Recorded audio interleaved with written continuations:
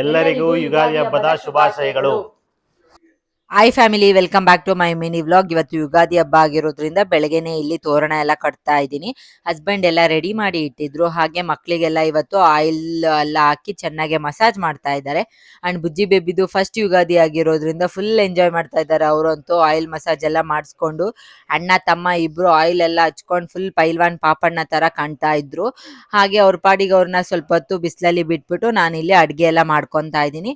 Simple ಆಗಿ ಅಡುಗೆ ಇವತ್ತು ಅನ್ನ ಮತ್ತೆ ತರಕಾರಿ ಹಾಕಿ ಸಾಂಬಾರ್ ಮಾಡಿದ್ದೆ. ಕೋಸುಂಬರಿ ಮತ್ತೆ ಒಬ್ಬಟ್ಟಿಗೆಲ್ಲ ರೆಡಿ ಮಾಡಿ ಇಟ್ಟಿದ್ದೀನಿ. ಅಂಡ್ ಕಾಬೂಲ್ ಕಳ್ಳೆ ಪಲ್ಯ ಮಾಡಿದ್ದೆ.